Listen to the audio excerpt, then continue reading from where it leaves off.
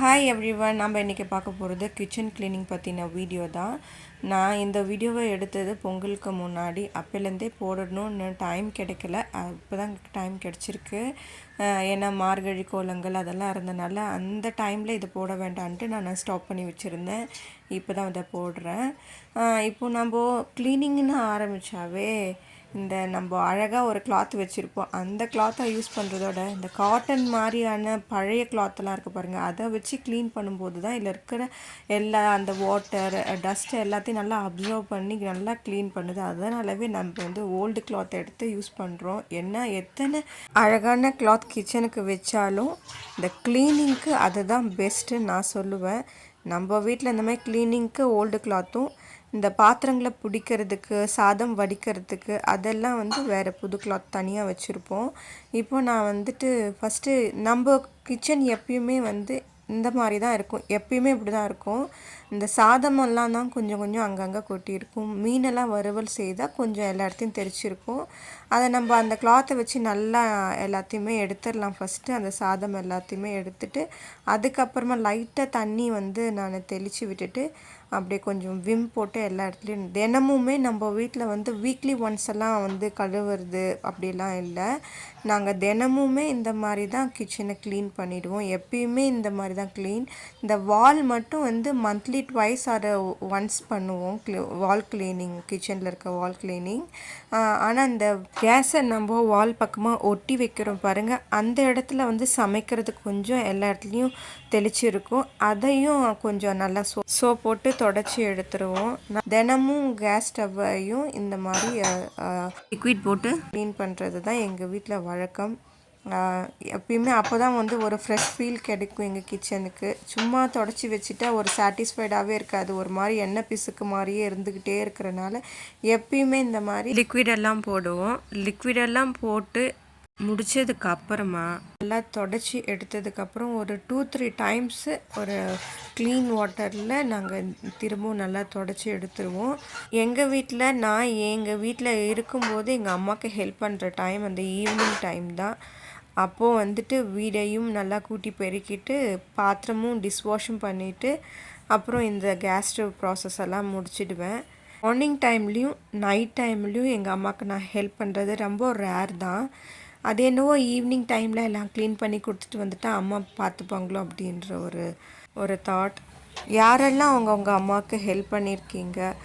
நான் என் அம்மாவுக்கு 8th ஸ்டாண்டர்ட்லேருந்தே இந்த லீவ் டேஸ் எல்லாம் வந்துச்சுன்னா நான் ஹெல்ப் பண்ணுவேன்.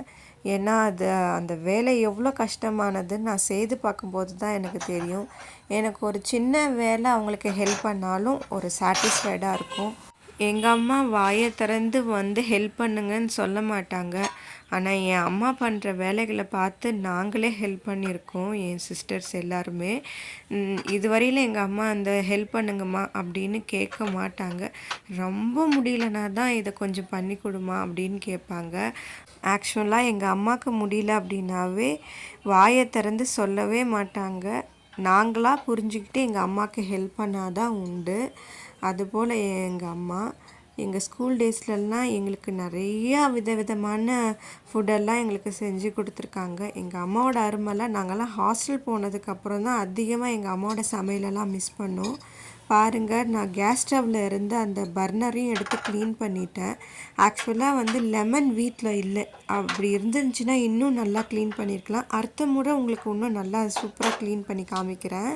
நம்மளோட க்ளீனிங் கேஸ் ஸ்டவ் க்ளீனிங் வேலை முடிஞ்சிருச்சு. எங்கள் அம்மாலாம் உடம்பே முடியலனாலும் எங்களுக்கு சமைக்கிறதெல்லாம் அவங்க தான் பண்ணி கொடுப்பாங்களா. யாரோட அம்மாலாம் இப்படி உடம்பே முடியலனாலும் உங்கள் அம்மா அவங்களுக்கு சமைச்சு கொடுத்துருக்காங்க அப்படின்றதையும் எனக்கு கமெண்ட் பண்ணுங்கள், சரிங்களா?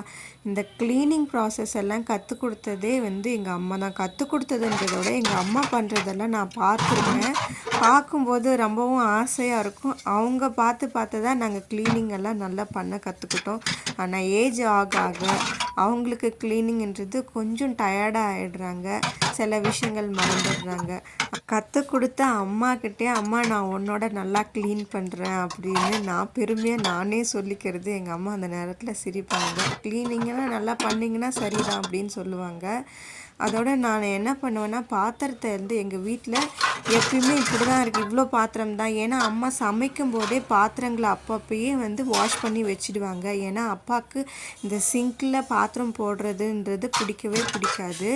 ஏன்னா கிருமிகள் உண்டாகும், ஜெர்ம்ஸ் எல்லாம் வரும்ன்றனால அம்மா பாத்திரம் இதில் போட விட மாட்டாங்க, அப்பாவும் போடக்கூடாதுன்னு சொல்லிடுவாங்க. அதனால் அம்மா சமைக்கும்போது அப்பப்போவே வாஷ் பண்ணி வச்சுடுவாங்க. இந்த மாதிரி பிளாஸ்டிக் அண்டு செராமிக் பிளேட்டெல்லாம் இதில் போடவே கூடாது. நான் தெரியாமல் இதில் ஒன்று போட்டுட்டேன்.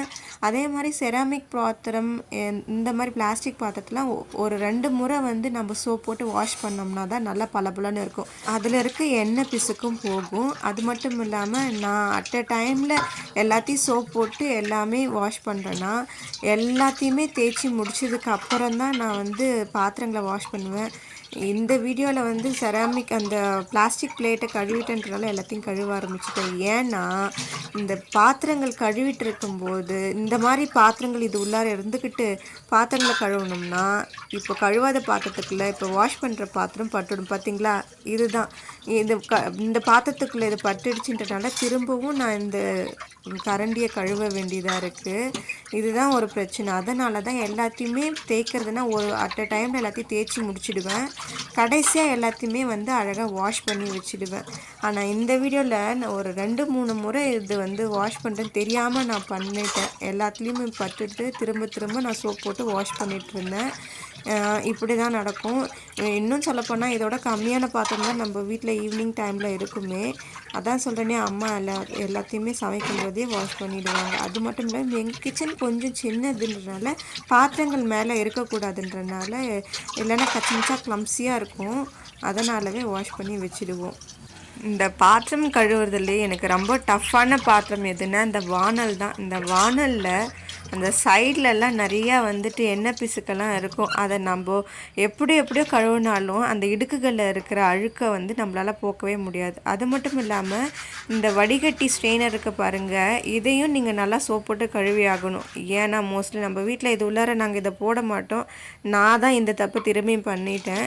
ஏன்னா இதில் அழுக்க தண்ணி எண்ணெய் பிசுக்கெல்லாம் இறங்குச்சுன்னா நம்ம திரும்ப பால் வடிகட்டும் போது அது எப்படியோ சரியாக வாஷ் பண்ணாமல் விட்டுட்டோம்னா அது கெட்டு போயிடுறதுக்கு சான்சஸ் இருக்குது, பால் கெட்டு போகிறதுக்கு. அதனால் ஒரு முறைக்கு 2 முறை நீங்கள் நல்லா வாஷ் பண்ணி வச்சிடணும். இந்த டீ வடிகட்டி எல்லாமே பார்த்திங்கன்னா 2 தடவை நான் வாஷ் பண்ணி வச்சுட்டேன்.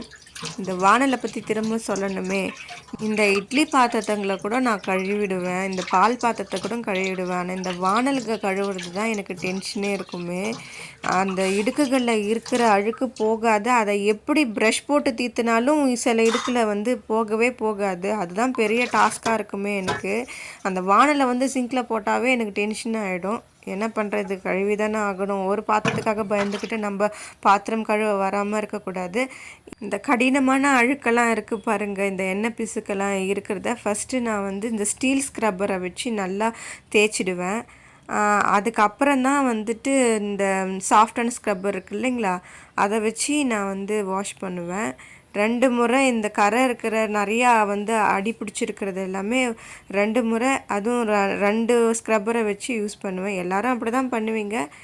ஆனாலும் நான் சொல்கிறது என்னென்னா, ஃபஸ்ட்டு ஸ்டீல் இதில் வச்சு நீங்கள் கழுவிட்டிங்கன்னா திரும்ப வந்து சாஃப்டான ஸ்க்ரப்பரை வச்சு கழுவாமல் விட்டுடாதீங்க. திரும்ப ஒரு முறை பார்த்திங்கன்னா நான் ஸ்டீல் ஸ்க்ரப்பரை வச்சு தேய்ச்சாலும் திரும்ப அதே அந்த சிங்க்குள்ளே போட்டிருக்கேன் பாருங்கள். ஏன்னா திரும்பவும் பாத்திரம் தேய்க்கணுன்றதுக்காக அதிலே போட்டு வச்சுருக்கேன். பார்த்திங்கன்னா உங்களுக்கே தெரியும், 2 முறை நான் வந்து அந்த பாத்திரங்களெல்லாம் க்ளீன் பண்ணுவேன். இன்னொரு விஷயம் என்னென்னா, இந்த சிங்கில் வந்து நம்ம வாஷ் பண்ணுற வாட்டரை வந்து அதிகமாக ரொம்ப விடக்கூடாது. ஏன்னா அது ஃபுல்லாக ஆகிடுச்சின்னா திடீர்னு வெயிட் தாங்க முடியாமல் சிங்க் உடையிறதுக்கான சான்சஸ்லாம் இருக்குது. ஏன்னா நான் வந்து சின்ன வயசில் அந்த மாதிரி பாத்திரம் கழுவுறப்போ நிறைய தண்ணி மிதக்க விட்டுருக்கேன். அம்மா அதை பார்த்துட்டு இது உடஞ்சிக்கு இந்த மாதிரிலாம் வைக்கக்கூடாதுன்னு சொல்லியிருக்காங்க. அதிலிருந்தே நான் வந்து சிங்கில் வந்து தண்ணி ரொம்ப விடவே மாட்டேன். அப்பப்போ தண்ணி தேங்க அதை க்ளீன் பண்ணி விட்டுட்டே இருப்பேன், கிளியர் பண்ணி விட்டுட்டே இருப்பேன். இப்போது நான் பாத்திரம் தேய்க்கும்போது தண்ணி ட்ராப்பாக ஊற்றுது பாருங்கள். இதை மட்டும் அப்பா பார்த்துருந்தாங்கன்னா எனக்கு நல்லா திட்டு வாங்கியிருப்பேன். ஏன்னா தண்ணி வேஸ்ட் பண்ணக்கூடாதுன்றதுல அப்பா ரொம்ப ஸ்ட்ரிக்டாக ஃபாலோ பண்ணுவாங்க. இந்த மாதிரி தண்ணி பாத்திரம் கழுவும் போது கூட இந்த லெவலில் தான் நீங்கள் தண்ணி திறந்து விடணும். ஏன்னா மற்ற இடத்துலையும் தண்ணி தெறிக்கக்கூடாது. அதே மாதிரி தண்ணிகளும் நிறையா வேஸ்ட் பண்ணக்கூடாதுன்னு எங்கள் சின்ன வயசுலேருந்தே சொல்லுவாங்க. கடைசி காலத்தில் நமக்கு தண்ணியே கிடைக்காம போயிடும் அப்படின்னு சொல்லுவாங்க. அதனாலவே நாங்கள் சின்ன பசங்களாக இருக்கும்போதெல்லாம் தண்ணி இந்த மாதிரி வேஸ்ட் பண்ணும்போதெல்லாம் திட்டுவாங்க. அப்புறம் நாங்கள் பழகிட்டோம். ஒழுங்காக எவ்வளோ தண்ணி நம்ம ஒரு விஷயத்துக்கு யூஸ் பண்ணோமோ அதோட நம்ம லிமிட்டாக யூஸ் பண்ணிக்கணும் அப்படின்னு சொல்லிட்டு கொஞ்சம் கொஞ்சமாக தண்ணி திறந்து விட்டு ஃபாலோ பண்ணுறது. பார்த்திங்கன்னா எல்லாமே இப்போ அந்த சிங்கில் அடைச்சிருக்கு. எல்லாத்தையும் அழகாக க்ளீன் பண்ணியாச்சு. இப்போது நம்ம திரும்ப ஹேண்ட் வாஷ் பண்ணிவிட்டு இப்போ தேய்ச்சி வச்ச பாத்திரத்தை நல்லா வாஷ் பண்ணிக்கலாம். சின்ன வயசில் பொறுப்பே இல்லாமல் சிங்கில் தக்காளி வெங்காயம் சாதத்தெல்லாம் சாப்பிட்டு முடிச்சதுக்கப்புறம் நம்மளோட பிளேட்டில் இருக்கிறதெல்லாம் தூக்கிட்டு சிங்க்லேயே போடுற பழக்கமெல்லாம் இருந்தது. அப்புறம் அந்த சிங்க் பைப்பில் எல்லாமே அடைச்சிட்டு இருக்கும்போதெல்லாம் அம்மா தான் கஷ்டப்பட்டு அதை கிளியர் பண்ணுவாங்களே. அதெல்லாம் பார்க்கும்போது ரொம்ப சிரமமாக இருக்கும், கஷ்டமாக இருக்கும். அதனால் அதுலேருந்து பொறுப்பாக எல்லாமே சாப்பிட்ட வேஸ்ட்டில் தூக்கிட்டு டஸ்ட்பினில் போடணுன்ற பழக்கத்தை கற்றுக்கிட்டோம். சில விஷயங்களை நம்ம அதை பட்டு தான் தெரிஞ்சுக்கிறோம். அப்படி இருக்குது லைஃபு. இப்போ பாருங்கள், இது எல்லாத்தையும் நாங்கள் 1 by 1 நான் தேய்ச்சி முடிச்சதை வாஷ் பண்ணுறேன். மோஸ்ட்லி இந்த அலுமினியம் பாத்திரமெல்லாம் சாதம் வடிக்கிறதுக்கும் இந்த பிரியாணி செய்கிறதுக்கும் நம்ம வீட்டில் யூஸ் பண்ணுவோம். முன்பெல்லாம் அலுமினியம் அண்டு சில்வர் பாத்திரம் தான் யூஸ் பண்ணது உண்டு. இப்போ தான் நான்ஸ்டிக் தவா அப்படி இப்படின்னு நிறைய நேம் கொண்ட பாத்திரங்களெல்லாம் வந்துருச்சு. எப்படி அப்போ இருந்த ட்ரெஸ்ஸிங் சென்ஸ் எல்லாம் மாறி போய் இப்போ டிஃப்ரெண்ட்டாக போட ஆரம்பிச்சுட்டு திரும்பவும் ஓல்டு மாடலை தான் இப்போ நம்ம திரும்ப போட்டுட்ருக்கோமோ, அதுபோல் பாத்திரங்கள் எல்லாம் நம்ம அப்போது யூஸ் பண்ண பாத்திரங்கள் போய் இப்போது விதவிதமான பாத்திரங்கள் யூஸ் பண்ணுறோம். மேபி இன் ஃப்யூச்சரில் நம்ம பழைய காலத்தில் என்னென்ன யூஸ் பண்ணோமோ அதையும் திரும்ப நமக்கு யூஸ் பண்ணாலும் பண்ணுவோம். ஓகே, நம்ம இப்போ வாஷ் பண்ணி முடிச்சதுக்கப்புறம் இப்போ நம்ம சிங்கை கழுவிக்கலாம். சிங்கை கழுவுறதுக்கு ஒரு தண்ணி ஸ்க்ரப்பர், அந்த பாத்திரம் தீர்த்தத்துக்கு தண்ணி ஸ்க்ரப்பர் தான் வச்சுருக்கோம்.